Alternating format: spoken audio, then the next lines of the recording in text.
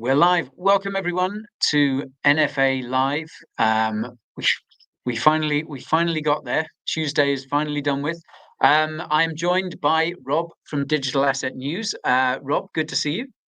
Good to see you. I'm glad that we finally fired Ben, and he won't be on the show anymore. He was holding us back. You know, very knowledgeable guy, lovely chap, but he was holding us back. Yeah, good guy. Talked about this thing about Bitcoin dominance, which I don't know if it actually became true or not. So it's better we just leave him on the side. Yeah, he was really big on that, wasn't he? No, I never quite knew what he was talking about, but he certainly he certainly was. He certainly believed in it. Yeah. So for those who are sarcastically impaired, that is sarcasm. And we are just letting you know that Ben can't be here today because he has to be super dad and take care of the kids. Yeah, exactly. Ben sends his apologies. He wishes he could be with us, but yeah, either that or he's had to go to Mar-a-Lago to discuss his role in the next administration. We can't know. We can't know. We can't know. There is a rumor, and my source is we made it up. But I mean, there is a rumor out there that could happen. Exactly. We can't. We live in strange times, Rob. I mean, we can't rule anything out here, can we? No, and we're going to get to that actually. SEC, NEC, and Treasury Secretary. It's going to be good. Absolutely. So, look, everyone watching, thank you for joining us. Please do drop us a like if you're enjoying the stream, and please do, if you're not already subscribed to Rob's channel, Digital Asset News, then please waste absolutely no time in rectifying that. It's a brilliant channel, and Rob is a wonderful chap. So. We will be talking a lot about the election today, just because that is what has been going on. But if you do have any questions that you would like to put to Rob and myself, then please do drop them in the comments, and we will do our best to answer a few of them either as we go along or towards the end of the stream. But yeah, Rob, I just felt like obviously Ben, as we said, is kind of otherwise engaged today, but I thought we really should just do a little bit of a just a kind of post-mortem of everything that went down. And rather than looking back and rather than, focusing too much on the winner and all that sort of stuff, just kind of look forward to the future. Because it does feel like, certainly from a crypto point of view, that, a new kind of era is beginning. I couldn't have said it I couldn't have said it better. Post-mortem was a pretty great explanation of what's going on. Let's just look forward. Like, I know there's some people out there that I don't know what the percentage would be, but are not too happy that Harris lost, and they're mad that Trump won. I get it. I get it. But like I said on my show a couple of days ago, whoever wins, I will support them. And because I am an American citizen, I believe in democracy. So right now you may say like, this sucks. But you have to understand that in democracy, the American and the majority rules. And if you're whatever fence or side you're on, you just got to just look forward and go, okay, what's in the sphere of my control? I can control this part. I control my family. I can control my finances. I control the things here. I can't control this part. So let me just take a look at the things I can control and move forward. And that's it. And then we just kind of go, let's do this. Yeah. Ben has worked on his nuclear dominance panel. It's funny. I would subscribe to that. I could happily listen to Ben talking about nuclear power all day long. I think it's fascinating. Well, that and the chess part. Yeah. I think nuclear power and chess. It just seems the perfect combination. Nerd out. Okay, so I think the first thing to kind of talk about is like, again, irrespective of leaving the result to one side, I think one of the best things is that this thing got resolved quickly, because I think last week we were talking about, and a lot of other people have been talking about the fact that, there could have been challenges to the result. It could have been, perhaps even weeks before we found out who had won. And obviously that kind of uncertainty is no good for anyone, and just what markets hate. So I guess the first thing is just it's great that this whole thing was resolved and quickly. Oh, I have to agree with you wholeheartedly. Because I mean, with Yeah. this, I mean, if we can't, if we couldn't, if we were in limbo like we were before, and I remember all the way back to when Al Gore, it was Al Gore versus George W. Bush, and we had this thing called a hanging chad in Florida. Essentially, back in the day, you would poke out your response of who you want as the president, and there was this thing called a hanging chad, which is a little piece of paper, and it wouldn't completely come off. So they said, well, that can't count, and it took, some time to figure out who exactly was the president. It wasn't until Al Gore came out and said, you know what, this is bad for the country. I'm just gonna secede the race, and that was it. And it was kind of a contentious situation, but it worked out okay, and nothing collapsed, and we came to the next part. So that part's good. I'm just looking forward to what this means for the crypto market as far as like this presidency and moving forward. Yeah. Yeah. So, I mean, well, let's talk about that. Like, I mean, Sure. do you think this is what's more important? Do you think is it the fact that Trump himself is president, or do you think it's more about who he now might appoint to key positions? Because obviously, it's not just a change in the White House. There's going to be a lot more. I mean, I think listening back to the Trump interview that he did with Joe Rogan. That was a good He was one. saying that the president is involved in about 10,000 appointments. Can you imagine? I mean, first of all, like I know you're busy and I'm busy, but can you imagine having 10,000 appointments? It doesn't work. I would collapse underneath that. It takes a person who can actually live up to those standards. But I will say, like, and you said this 4 or 5 weeks ago, guy, and I felt kind of ashamed because I'm like, I'm an American citizen, and of course you're from Britain, and you said, it's not so much the presidency, but it's also the balance of power in Congress, which would be the House of Representatives and Senate. And I was like, yeah, that's very true. I should have actually thought about that. And this is the big thing, because Guy, you've been around longer than I have. I got in 2017. There was no politicians talking about crypto. I mean, Bitcoin, digital assets, none of that stuff. It was nonsense. It was internet nerd money. And you were a moron for holding it. Well, who's the moron now? Anyhow. But if we take a look at, and this is from a great website, Stand With Crypto, and I was talking about this yesterday, you can just see this is the House of Representatives. And these are the ones that are strongly or mildly or moderately support crypto. And when I was looking at this, these are the ones that are in power now, or who actually were elected, whether they flipped the seat or stayed in the seat. And I was going with this and I'm like, okay, when does this stop? Just keep going with me. Are you kidding me? So I know that, and then there's some people, and of course there's always been people that stand against it or mildly against or whatever, but it's not as many. But most importantly is that if you have this many people coming into it, I know that Bitcoin and digital assets are inevitable. We all know that, right? But they sure as hell can be slowed down. Case in point, Gary Gensler. Thank God that guy's going to get fired soon. But if you have these people in power, you can move things. And that's where I think the big, let's be honest, the American people said, we don't want these individuals in, and most of those are Democrats, and it's a red wave. And you can see here in Senate, who are, strongly supports crypto and strongly against it. Here's that, I don't know if you've heard of her, Elizabeth Warren. Yeah, Rings a somehow, bell. yeah, rings a bell. I will still support John Deaton if he runs against her next time. But even though that she is in power, she has an anti-crypto army. Who the heck is in that army? Because a lot of those people all of a sudden are like, you know what, this is a pretty big issue, and we're going to stick on the side of crypto because guess what politicians like to do? Stay in power. And all they have to do is take a listen to their constituents and say, you like that? Oh, I like that now. And I'm going to tell you why. And we're going to vote that way.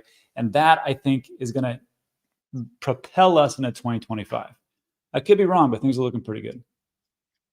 Yeah, yeah, I think so. And I guess now that we look back on it, because I've been like probably most other people, I've been looking at a lot of post-election analysis. Why did Trump win? Why did Harris lose?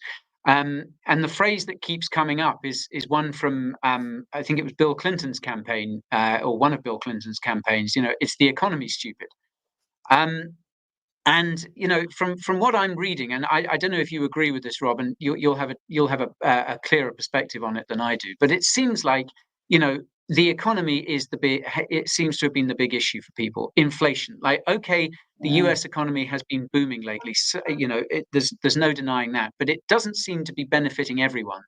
And, it seems like a lot of Americans aren't feeling, aren't benefiting from the fact that the S&P 500 has been hitting new all-time highs. They aren't benefiting from the fact that gold's been hitting new all-time highs, etc.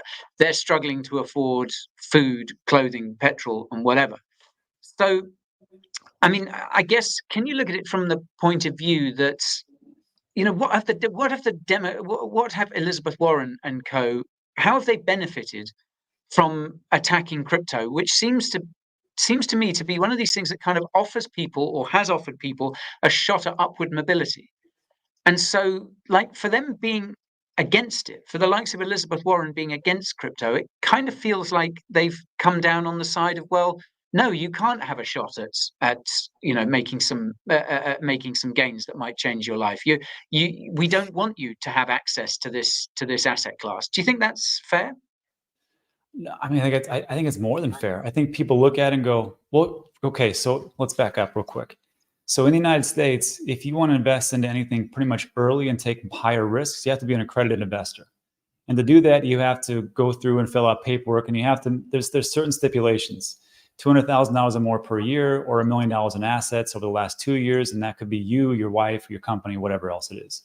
So right there, that eliminates 90% of the people out there in the United States. So they can't be accredited investors. So when we take a look at these opportunities, especially getting in early, pre-IPO and stuff like that, you can't get into that.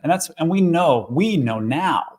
And that's the funny thing. We know now that's where the money's made. The money's made when things are actually just starting to take off. You can get into it. It's higher risk, obviously, right? But it's higher reward. And if you do it just like the VCs do it, if you have like, okay, well, I see 5 opportunities here, and this is super risky, this is risky, this is moderate, this is light. If I can go over here and put it into so much percentage of my allocation into something that I believe in, but it's risky, and I take those 5, I don't care the other 4 screw up, as long as the 1 makes it, and I'm doing pretty good. The thing is that with crypto, we finally understand that, because we can get into like, and it's just me and you, Guy. No one's listening, right? Yeah. Oh, no. Yeah. So if you're going to get into like ICOs and stuff like that, and you're an American citizen, you could just put on a VPN. Now, I would never do that personally, but I mean, if I could do that and it was available to me, I put the VPN on and I go over there and I buy some tokens. And I'm like, hey, this is amazing. I can get into something early. I don't have to be an accredited investor. This sounds pretty good. So like when I take a look at the opportunities, and just to back up and not get too political, but it wasn't just the economy stupid, it was the issue stupid. And I will just tell you personally, like, if I thought Trump would win, because when I would talk to my friends some were Democrats before, and some had voted for Biden, some had voted for Clinton before, they're like, I'm voting Trump now because of these issues, especially being in Texas. They're like, I can't take the fact that I see homeless American citizens who have no help, and maybe they are veterans, or maybe they are under their own circumstances, and they can't get the help that they need because there's not enough funds, because it's going to illegal immigration. I can't get behind that. I can't get behind the word salad. I can't get behind the policies that make no sense, or I can't understand why she flip-flopped in this certain situation. So really, when you came down to it, I knew, like, when I heard their responses, I'm like, I think those pollsters, when they came out, people just didn't want to say they were Trump, because if you're voting for Trump, what are you? You're a racist and you're a Nazi and you're awful. Look, all my friends are Mexican, so I don't know where that comes from, but sure, okay, we'll go with that. So yeah, I think it was the issues, and I think now that people see what crypto can do, and I think Elizabeth Warren's on the wrong side of the tracks. I think she's going to figure it out, hopefully, when John Deaton beats her in another, 2 years? Or 4 years, or 6 years? 6 years. Ugh. Do we know? Do you know off the top of your head how close that race in Massachusetts was? It was 1.8 to 1.2 million. So John lost. It was a 60-40 split, I think it was. It was pretty heavy, but I mean, he did make some inroads, especially as a Republican. Democrats have controlled Massachusetts for quite some time. However, not on the governor side.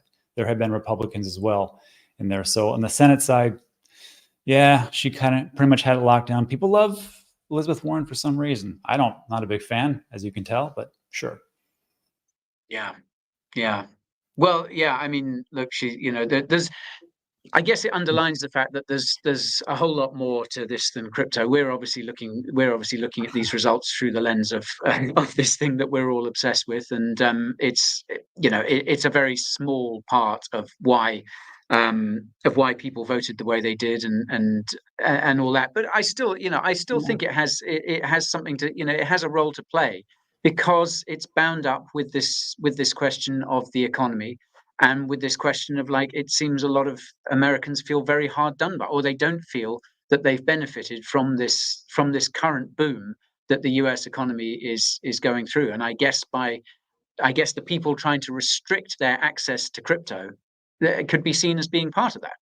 I think so. But you know who has taken part of this little economic boom? Every single person that's watching this video right now. I want to say congratulations to the people that have been buying in the bear. That's what you're supposed to do. And I know it was tough. It was like throwing sand in the ocean. But me, Guy, and Ben have told you.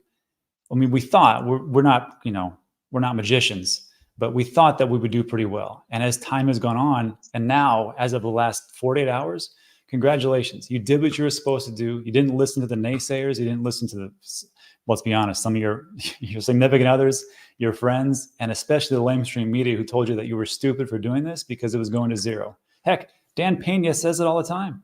Bitcoin's going to zero, but you didn't listen to that. And now these are the fruits of your labor. And I think, honestly, it's only going to get better. And let me ask you this, Guy, before we go on. How many people have already texted you or called you about this Bitcoin thing that's going on and what they should get into? Do you have anybody, or? I've got to be honest with you, Rob. Not yet. Not yet. One of my colleagues here at HQ has been having a few texts from friends of his in South Africa, apparently. Okay. Yeah, maybe all my friends have given up on me in that regard. But I still think we're kind of away from that. Like, again, but this ties into the fact that again, going back to just how a lot of people aren't doing okay. Yeah. We've talked about credit card debt before. We've talked about inflation being worse than the official statistics let on before, and I think that is still a reality for people in the US and elsewhere. Mhm. And that's the only thing that gives me pause amid the kind of sort of euphoria that we're seeing now. It's like, yes, this seems to be a step in the right direction for crypto, and hopefully for everything else. But when will people start feeling the effects for real? When will their lives improve? Because I kind of think that would be the ideal scenario for crypto to really go bananas, if people generally are doing better. That's the thing. And I think there was a comment, and it talked about financial freedom, and then just freedom in general, to be able to do what you want to. And financial freedom would be having no bills. I mean, maybe even owning your own home, and not being able to be the slave of the 9 to 5. Remember those days, Guy, working for somebody else? It sucked, right? And now it's great. We can do whatever we want to. You can move to Dubai. I can move to Puerto Rico.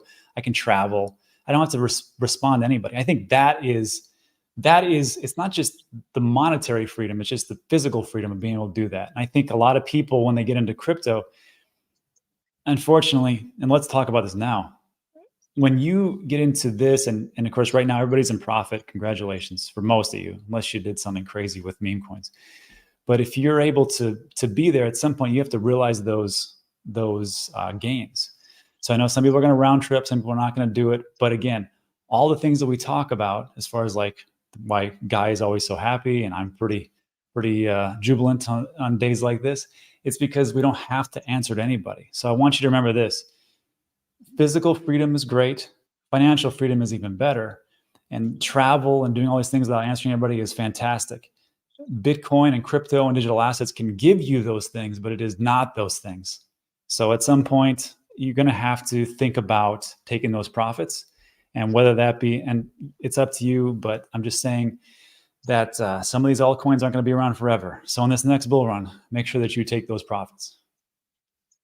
Yeah, wise words, Rob. Wise words. I think, yeah, it's, who knows? I mean, we're the momentum seems very much to sort of be kicking in again. So the next few months could be crazy. But yeah, it's important that everyone listening makes sure that they come out of this with some gains, because we don't want to. Yeah, round tripping that's the mistake I made. That's the big mistake I made last cycle. I round tripped too much. And yeah, it's the one I'm not going to make this cycle. That leads on, actually, William Fisher in the comments, and a couple of other people I've seen just asking, should we talk very briefly about the FOMC, because it's not enough for you Americans to lay on an election to keep us all on the edge of our seats, but then you've also got to have a Federal Reserve meeting too. Yeah, we like to do that. We like to do a couple things: gun ownership, diabetes, and quantitative easing. So like all these things, that's what America does fantastically. So yeah, like the FOMC did. I don't know. I know the meeting is today, and it looks like there's a 97. I'm taking a look at the CME group, and there's a 97% chance of a 25 basis point cut. But I mean, does anybody think that Jerome Powell's going to do 50 or 0? I think 25 is kind of baked into the cake. So I mean, I think that part is kind of priced in. The big question is the meeting after that, which is in December. What's going to happen there? Is it another 25 basis point? If that is, I think that's also baked in. Let me see what the percentages are. Yeah, it's 67% say it's going to be, another 25 basis point. 31% say it's going to stay the same. And then 1% say it's a 50 basis point cut. So that'll just, propel us into 2025 like we've always talked about. Yeah.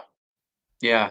It's kind of one thing after another, isn't it? But it'll be it looks like that. And obviously the Fed wants to stay politically neutral. So I mean, I guess they'll want to sort of stay the course that they've presumably already mapped out. But I guess it will be interesting to see what Jerome is like at the press conference afterwards, and what his sort of demeanor is, because it's impossible not to be.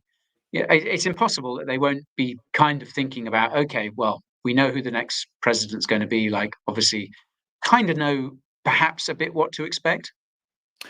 Yeah. Hey, let me ask you a question, Guy. Were you surprised at the fluctuation of the appreciation of the crypto market and the traditional markets, or did you and Nick did you guys kind of like just say, yeah, that's probably what's going to do? I can't say I was that surprised. I think everyone was waiting for it, because Trump has been so overt about it. He's said sort of all the things that we wanted to hear. And look, in terms of the wider economy, he's very, very he's been he's very, very much America first, isn't he? So what that means for the rest of the world, I don't know. But his thing, if you like, he has focused very much on the economy. It seems. Obviously, he's talked about other things as well. But and again, it kind of comes back to that. It seems like that is what is on the mind of a lot of American voters. That their financial circumstances. They want to see America doing better. Yeah, I think it is. I think it's on the right track, but we'll see. Some people say, no, this is the worst thing of all time. And I think the majority of people are saying, no, I think we're going where we want to go. Yeah. Yeah. Okay. I want to move on. I just want to mention this before we get to the last question. This has been fascinating watching Polymarket throughout the last few weeks, watching those Trump odds kind of soar, and all the sort of all the discussion that there was around that. And obviously, a lot of it. I'm just going to try and pull up this comment here, because it tickled me a little bit. You may remember this French guy, Teo, who's I think made just shy of $50 million. But yeah, I'm interested to get your thoughts on this, Rob, because Polymarket. Do you think this is like, is this kind of a crypto super app now? Is this going to be is this a great advert for crypto now? Well, it's a great advert for crypto for sure, but there's a phrase called the wisdom of the crowd. The wisdom of the crowd. And in investing, some people say, well, we want to go against it. But in all honesty, like when I take a look at Polymarket and what it did, I think you will see that the pollsters that have come out who were like, well, it's 50-50, it's really, narrow and whatever else. It was a landslide.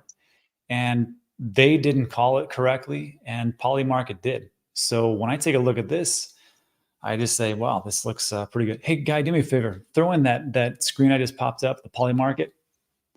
Oh, yeah. Yeah. Here we are. So I don't know if you guys know how this all works, but essentially it's just people betting on who, and they have skin in the game. They have money in the game.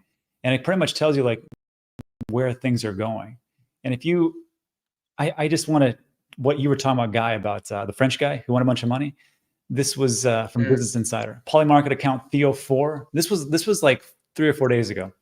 One of 4 controlled by the whale had the biggest loss across all of its bets at a cumulative $2.5 million loss as of Monday morning because he was betting on Trump. But they were talking about how like Harris was surging and Trump's betting odds began to sink and so on and so forth. Well, do you know how much that guy made? You can go to polymarket.com/leaderboard, and that's Theo4. He made $21 million on that bet. 21 million on that bet. And like you can bet on a whole host of stuff. I'll get to that in a second, but just remember, just to be not a moon boy and just to give you guys some context, is that this person, I don't know who the hell this guy is. This trader lost $5 million betting on Kamala Harris. So he bet 5 million. It would have doubled. It would have been 10.8, but these things happen. And I think a lot of people that actually are gambling on Polymarket are actually, they're just gamblers. And that's pretty much what it is. But again, it shows you that the wisdom of the crowd, the people that are putting money in the game, you can kind of see where things are going. Is this always going to be correct? No, that's not how it is. And just for all my United States citizens, that you have to click on this by trading. You agree the terms of service and attest you are not a U.S. person and are not located in the U.S. Well, I can't do that. So I can't get it. And I'm a responsible person. So I'm not going to put that in. But just so you know, like Polymarket, it's not just betting on politics. Like, this is funny. Let's go to pop culture.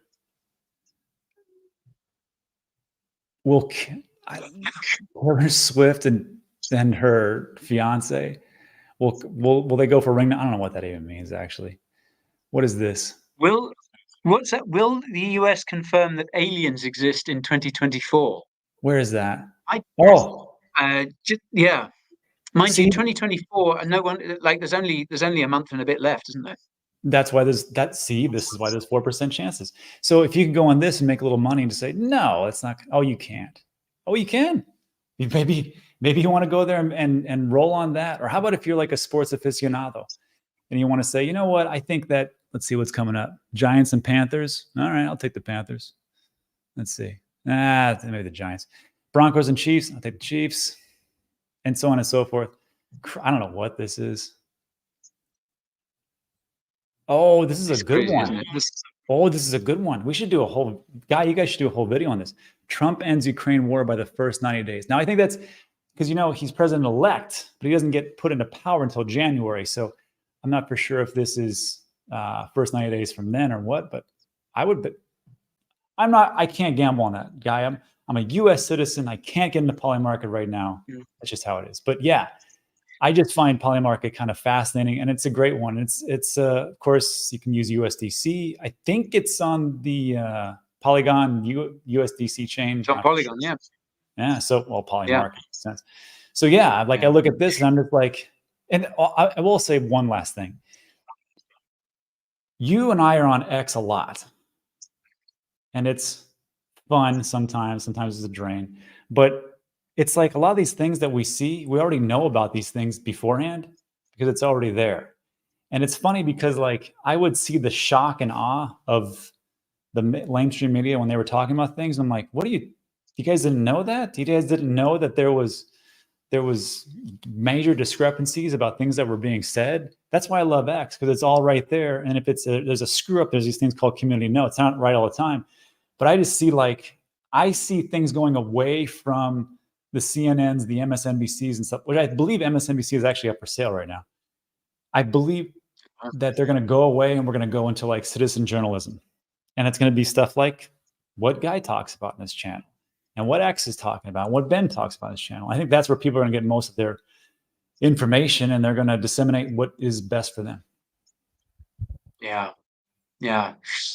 I think Polymarket it's kind of here to stay. I sort of thought, like, if it turned out that Polymarket was wrong, if Harris had won by a large margin, then I was kind of like, well, that could have perhaps been curtains for it. But it called it, and I think that's huge for obviously that platform, and I think it's a good advert for crypto as well. I'll tell you, I'll mention two things about Polymarket. I've got one bet on Polymarket at the moment. Oh yeah. This is what you would call it, a contrarian bet. But one of Trump's first things was to pardon Ross Ulbricht. Yeah. One of them. I've put a bet on just like $10 of USDC or whatever, that Biden will do it.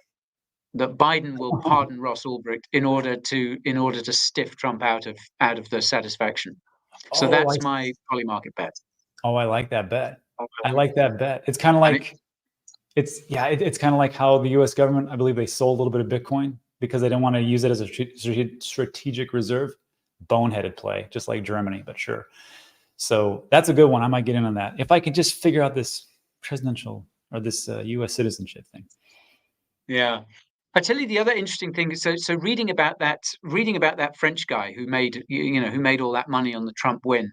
I should have saved the tweet so as I could share it, but I saw something that's saying that he wasn't convinced. He was seeing all this polling that either had this conventional polling that either had Harris ahead or Harris and Trump very tightly tied. Yeah. So he commissioned a separate poll, which was apparently based on how people thought their neighbors would vote, not how they would vote, but how people thought their neighbors were going to vote. Mm-hmm. And apparently that was wildly in favor of Trump. And so he thought because it comes, there was this thing there was this whole sort of meta of like the shy Trump voter, isn't there? The person who doesn't want to admit that they're voting Trump or whatever. But in actual fact, it turns out people are quite, much more happy to say, "Oh no, well, I don't want to say who I'm voting for, but my neighbours are voting Trump." And so he went off that, and that is apparently what he's attributing that massive win to. That's pretty smart. I will tell you, it's smart because here's the difference between say not a typical, but let's say a Trump voter and a Harris voter. So I have a friend, he had a bumper sticker that said vote Trump or something like that, right? He got his truck keyed, and it was a big slash on the bumper sticker. Obviously it's one of those. And you can see a lot of these things where people just destroy the Trump Vance little placards, little cards in there. And for a party of inclusion, it just doesn't really feel too inclusionary. So I can see that, and I can see why a lot of people don't want to say it, because they're like, I'm just going to do my thing. That's in my sphere of control. You do whatever you want to. Just don't tread on me. Don't bother me. Yeah. Looking through the comments, Baylor Bear 03 is not impressed with my call on Biden maybe pardoning Ross Ulbricht. That's a terrible bet. Just lost your money. Well, Baylor, you're probably right. Yeah. That's why I only put $10 on. But let me just tell you this: if it happens, then I'm going to do a similar victory lap to what Ben has been doing over calling Bitcoin dominance at 60%. Just so as you know, you are not going to hear the end of it for quite a long time. That will be the theme of the next NFA live that I host. It will be like, Guy was right. Guy called it for a change. You know what else was a pretty funny victory lap for Ben was when he called out Cardano. I think it was to 400 sats or something like that. And then Cardano lovers, which I hold Cardano. I have a Cardano stake pool. Cardano's gonna be fine, but it hasn't appreciated. So like when he was doing not a victory lap, but like telling people like, hey, I called it. This is what it is. Data's data. That's all I can say. Is right. Yeah. Yeah. Folks, if you're for those of you watching and wondering where Ben is, that's what he's doing. He's busy going back through Twitter and just owning all the people who doubted him, either on Bitcoin dominance or whether ADA BTC would go to 400 sats. He's digging out those and getting back to people. That's why he can't join us today. Yeah, well, a lot of people missing Ben in the comments as well. But don't worry, I'm sure Ben will be back next week. But that kind of moves me on to the last thing I wanted to ask you, Rob. Because let's face it, it's only a matter of time until you're elected president. So, maybe targeting 2028. Who knows? Who knows?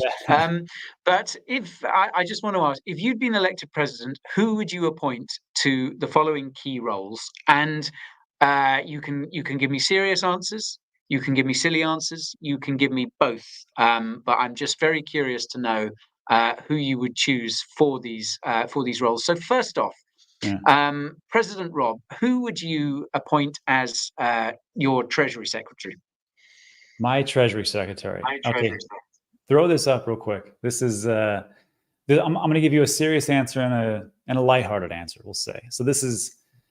This right here. This is a funny thing because I just watched this like yesterday. This is Scott Bessent, and he was on CNBC, and he was talking about Treasury Secretary, and and he's already in talks with Donald Trump right now. And who's this guy? He's the founder of Key Square Group, Global Macro Investment. And I found this interesting, is that he's talking to Trump, and apparently he's a Republican now, but Bessent joined the Soros Fund Management in 1991. If you know anything about George Soros, that guy's not a Republican and was a part of there throughout the 1990s, eventually becoming the head of the London office. And I was just like, okay. But again, it goes to you pick the right person regardless of where they were. It's not where you started, it's where you finish. So I guess Trump is looking at him, and I could get behind that, sure, if you want to go that route. But then also, if you're going to talk about it, like, why don't we just put CZ Binance in there? Because I think he would be a pretty good individual to to be that person. But I mean, really have to take a look at like what does the Treasury Secretary do? It's for financial policies. And these are domestic and global. And if there's anybody that could know about global domestic policies for finance, I think CZ would be pretty good. So I'll take him. And then for the SEC role, I mean, it's a no-brainer. Hester Pierce has to be the commissioner. Yeah. She has to be the chair. And because she's already there. She already is, first of all, pro-crypto, which is great for my bags and your bags and everybody else watching. So we'll vote for Hester Pierce. And hopefully she gets put in. But if not, Anthony Pompliano. Let's put Anthony Pompliano as for the SEC and see if he can, say, hey, you know what? I think these digital assets and this Howey test is a little bit archaic. Let's do something a little bit better. So I go with that one for a lighthearted one. And then for the, who's the last one? The NEC? So the last one's NEC director. So I had to sort of look this up, but the NEC director serves as the president's top economic advisor and coordinates economic policy across the administration. Apparently, so it's quite a big role. Even though I don't think I wasn't all that familiar with it. So yeah, neither was I. And I guess this is Larry Kudlow, and he sat down with Trump just a month ago, and I had to kind of, because he was the head of the NEC at one point under Trump. So I'm like, why not just put him in there? And you know that because the problem with Trump, and he's even admitted this, is that when he got in, he was supposed to drain the swamp, and he put a bunch of swamp creatures in. But Larry apparently is one of those guys that is one of the good ones. And I got to tell you, from 2016 to 2020, I mean, I had no problems. The economy was doing pretty good, and everything was booming, and I was pretty happy. So if that means that Larry could come in, sure. Larry, if you don't know, he's not just some pundit on on Fox News. Junior analyst at New York Federal Reserve, left the government to work on Wall Street. All right. And after 1921, he went to, again, he volunteered and worked for left-wing politicians and causes. which is kind of funny. Like we just took a look at with Bennett, and he was for Soros, but then I guess he went to the left and figured out that doesn't really work too well. Then went to work for Ronald Reagan, and then returned to Wall Street and Bear Stearns. So I could see that one. And then like a lighthearted person, Elon Musk. Let's just put him in for the NEC. I mean, I know he's doing the Department of Government, not enforcement, efficiency. I won't say enhancement.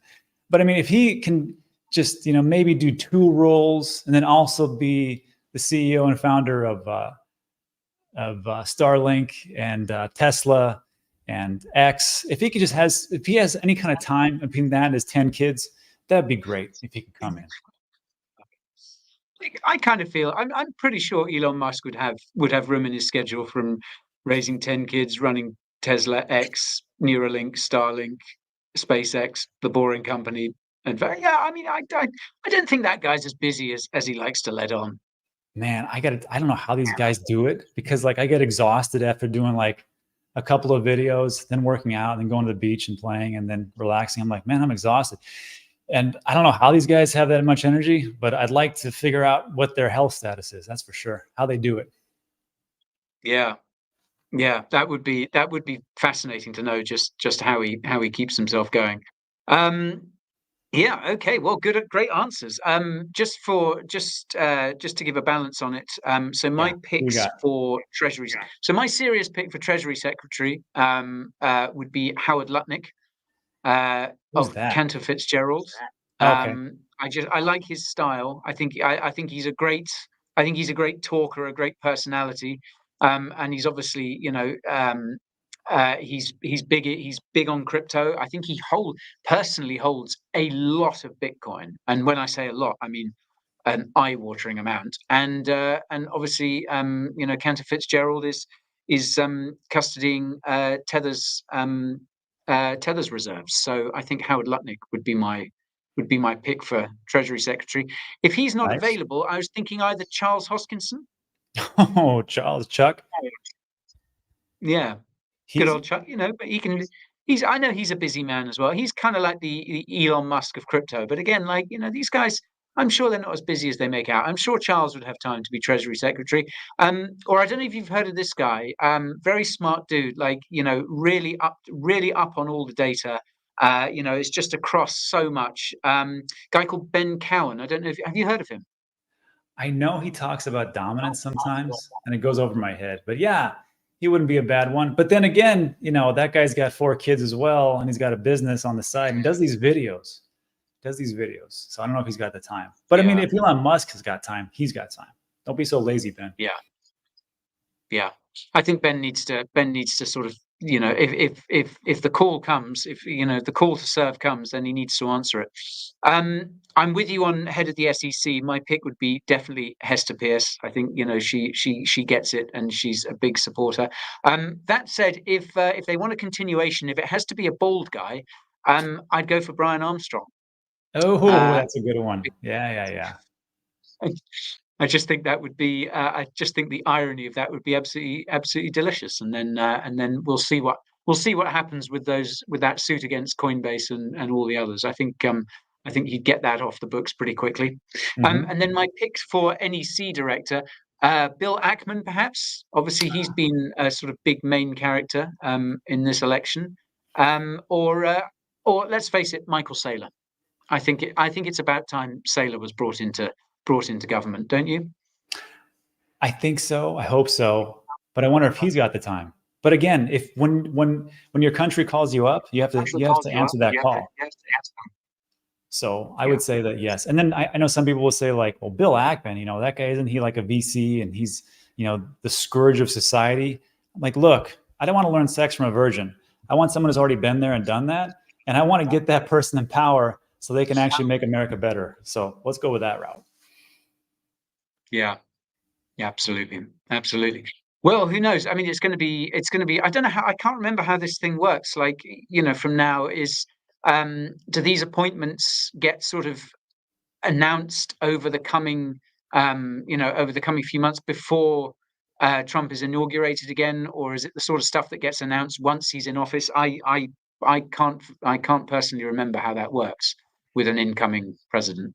You'll usually get a bunch of speculation and people to talk about, well, this person's coming in, this person's coming in, and we've talked to this person. And then as soon as like January for the commencement for the president, usually have everybody pretty much in place at that point so they can hit the ground running, and the other people get pretty much pushed out. But a lot of the people usually step down unless you serve at the pleasure of the president. And if they say, well, you know, we got somebody else, what's best for the country, I'll step down. That's it. And that, I think, is like, as I understand it, you know, Trump can't fire Gensler, but Gensler's just going to step down.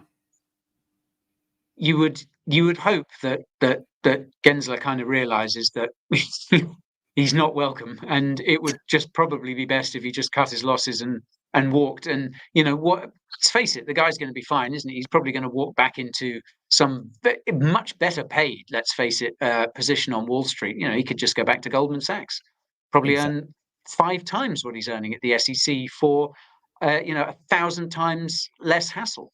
I don't know why he hasn't done it already. Oh, I know why. You want to know why? Power. That's what it comes down to. There's money and there's power, and that guy's got power, and that's why he wanted to be in talks for the Treasury Secretary.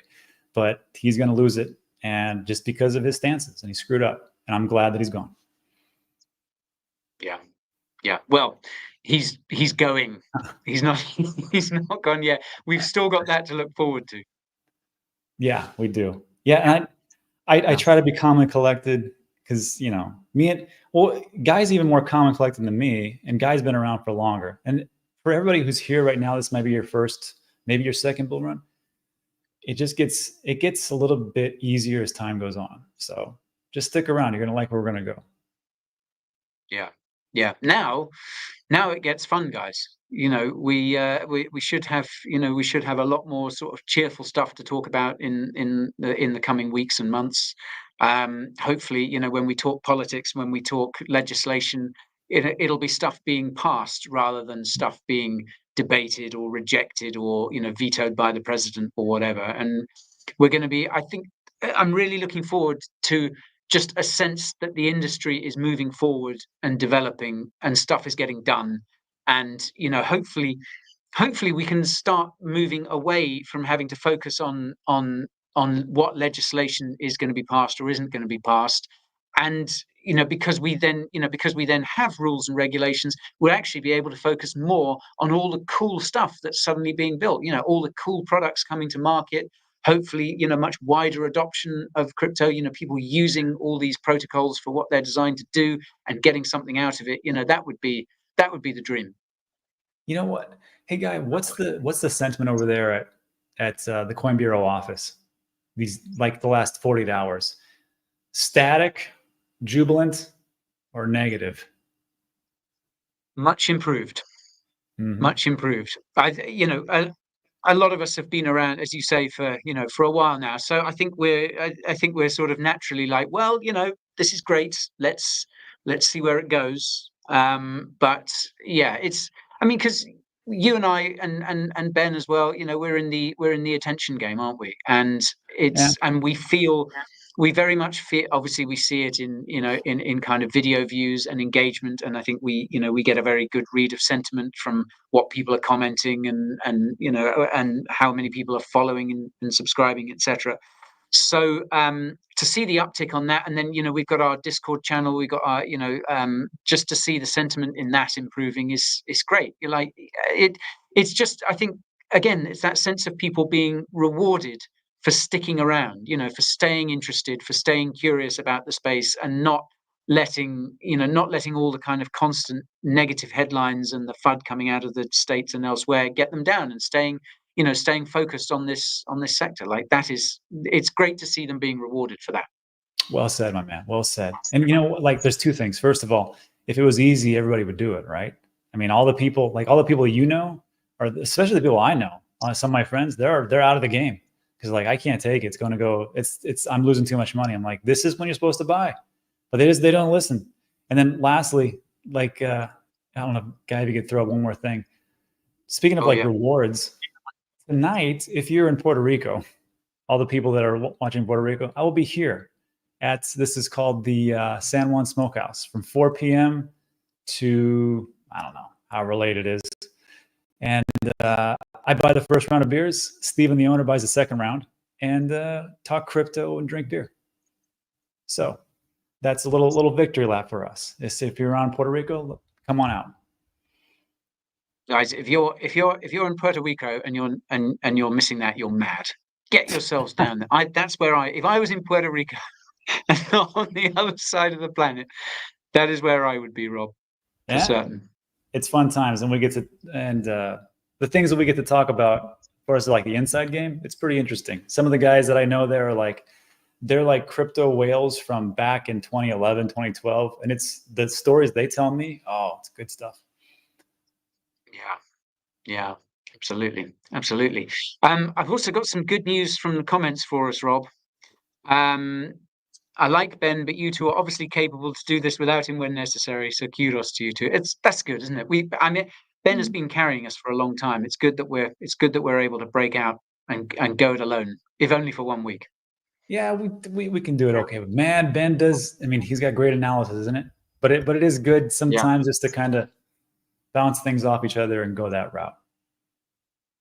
Next week, Ben. Absolutely. Yeah. Ben will be back next week. So, folks, if you've been watching Ben, if you've sort of just tuned in, then Ben is otherwise engaged today. Like I say, either doing a victory lap on Bitcoin dominance or discussing the role of Treasury Secretary. A request from the comments, Rob. A video of some of these stories. I imagine these stories are kind of told in slight confidence, so that might not be possible. But I can't. Yeah, you've got to see these things IRL. Yeah, I guess some of the things I can talk about, but most of it's like, no, can't. I don't want. Well, I guess no one's going to come after me now as soon as all these bums get thrown out of their offices. But yeah, so coming out of Puerto Rico, and we'll talk about it. Yeah, absolutely. Mr. Techno Goody has put his finger. That's what it is. Market buying as many meme coins as he can. Hey, I saw you did a video on cat themed meme coins. Yeah. How did that go? So we just sort of reading through the notes for that, it was like, wow, this is because Danny who sort of led the research on it, not Dan, our head of research, Danny, one of our other writers, we tasked him with it because he's sort of a lot younger. He's also based in Korea, so he's really sort of plugged into that degenerate side of things. So he sort of kind of dug into the whole memes aspect of it, where these memes come from and what they mean. And I was just reading it. I felt about 40 years older than I am after reading it. I was like, this is so baffling. But it was it was fascinating, I thought. There's a lot more, if you believe what these communities are saying, or if you believe the sort of stories that these meme coins are telling about themselves, like it isn't just a cat with a big mouth. Or a cat with some sunglasses. There is a quote unquote philosophy behind it. But it was really interesting. I do encourage people to watch that, if only just to shake their head and go, oh, for God's sake. I have a theory, and the theory is this: is that like those lower meme coins that are out there, which most are going to zero, let's be honest. But I think it's kind of like how people invest into Bitcoin rallies, they go into large cap altcoins, then they go into small cap altcoins. Bing, bing, bing. I think it goes like this now. Dogecoin is the king of meme coins, essentially. So everything rallies with meme coin, with Dogecoin first, and then it flows into like a Bonk and Pepe, and then the Bonk and Pepe flows into stuff like Popcat and whatever else is out there. So like if you're like, I don't get meme coins and these ones are going to zero, maybe you take a look at. And Dogecoin's been around for a decade. I've been saying this for a long time. It's been around for a decade. It is a fork. And guess what? It's been the top 31 for the entire 10 years. So I know people they'll fade it, but what is it at? 19 cents? And when Elon Musk starts talking about Doge, Department of Government Efficiency, I'm like, oh, Dogecoin. Mark my words, it'll go up. Yeah. I was reading a sort of mainstream media report from Neil Ferguson, actually, who's very well respected historian. And this whole thing of Doge, Department of Government Efficiency, came up, you could really sense the sort of weariness in his tone as he was writing. He's mentioned it as like in brackets, a crypto industry in joke, and you just really felt his eyes just kind of rolling. But it was just like you got to keep up with this stuff, man. Now I'm gonna go watch that video you guys did, so I can see your facial expressions when you're talking about it. Because I know you're like, "What the hell?" That'll be entertaining. Thanks, guy. Yeah, it was fun. It was fun. But yes, well, I think that's about it for today, folks. But Rob, thanks for joining today. And yeah, it's just good this whole election thing is over and we can move on. Absolutely. And I think everybody here is, if you bought any time in the bear market, you will be rewarded. And I think watch out for 2025. It should be big. Yeah, absolutely. Absolutely. The fun is just getting started, I think. Yeah, and everyone, obviously Ben will be back next week. I've seen a few people in the comments sort of confused around the start time. Obviously that's because the US insists, and Europe and the UK I should say as well, insist on putting clocks back. So I think that might be have you put the clocks back yet in the US? Or am I just slandering an entire nation there? No, you're absolutely right. Actually, we don't do that in Puerto Rico. We just did the same time. Okay. But Eastern, Central, Mountain, and Pacific, they all screw around with their time frame, except for Arizona. So, but yeah, we've cut them back, and sorry about that. I think it's ridiculous too, but that's where we're at. Yeah, crazy. I think Europe and the UK did it like either last week or the week before. So that's why. But we're sort of trying to keep it to trying to keep to schedule. So yeah, just make a note of that for next week, guys, and we'll see you all then. Thanks everyone for watching. Rob, great to see you. See you next week. Next week on Ben's channel. Adios, everybody. Oh yes, Ben's channel. Yeah. See you then.